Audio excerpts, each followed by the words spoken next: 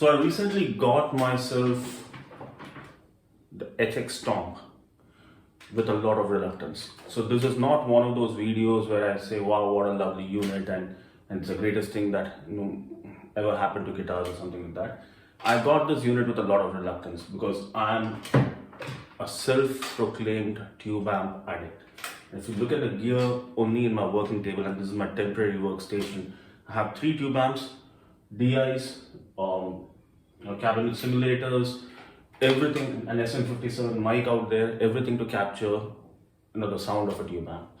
So what I'm going to share today is my first impressions on HX Stomp. I've been using it only for 1 week, and what I feel about it, the user interface and how it sounds compared to a tube amp. I have put together only 2 patches. One is of a Princeton and the other is of a Dumble. And anyone who's been following the channel, they know my fascination for the Dumble sound. And if you're not checked out my video of the Dumble sound, please do. I would appreciate. And as usual, please, I would appreciate if you can subscribe to the channel and like the video if you find it useful. Okay, the thing about the HX Stomp, the main advantage which I see is it's an awesome little unit if you want to just put in a few sounds and record your takes or scratches or your song itself. But in order for this to sound like a tube amp, there are a few things which came across and I've been experimenting with them.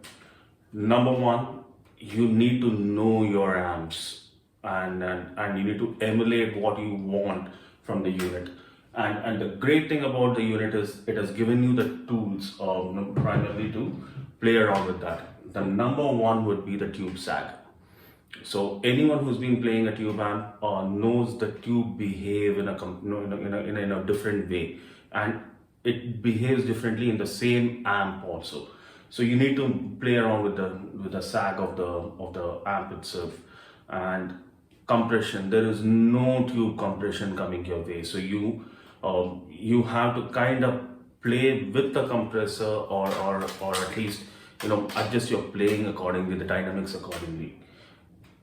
The feel, it does not out of the box feel like a tube amp. It does not feel like a tube amp whatsoever till you tweak certain things. And the number one tweak that I found out which worked for me is the impedance levels. The unit has on the input side of things, you can adjust your input impedance. So typically it goes in auto, and what I found out is it basically catches the first effect block that you use as the auto impedance for the entire chain. It doesn't work.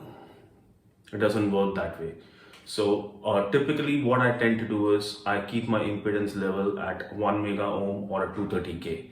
So typically that's what a tube amp works with, and at least it sounds like to me. So the impedance levels, and the most important thing, the cabinet simulators which the HX Stomp comes built in with are not bad. I'm not saying that they are bad or anything of that sort, but what you heard, and if you actually hear it again, I have made it very blues rock kind of a sound, and that's what I typically play. I'm using impulse responses. So the first sound which you're hearing is basically a basement impulse response on a Dumble, the Litigator amp, basically on the HX Stomp. And the second one is the US Princess or the Princeton simulation on the HX Stomp with a 2x12 Princeton impulse response which I have loaded. So I personally feel that you get better results with the impulse responses. I'm including the screenshots of the patches that I've been using. If you like it, please replicate or feel free to. And to sum up, great unit, but if you want it to sound like a tube amp, play with the sag levels, play with the bias levels. I forgot that. Play with the bias levels because you don't know what bias that the amp is actually set in. For me, I keep my bias on the higher side. So play with the bias. So to recap, your tube sag, your bias levels, impedance settings, impulse responses. So my take is, if I'm really going to enjoy this unit, I need to work on these things, and those are the things which are gonna really make this unit sound good for me and work for me. So as usual, thank you very much, and until next time, like and subscribe. Thank you.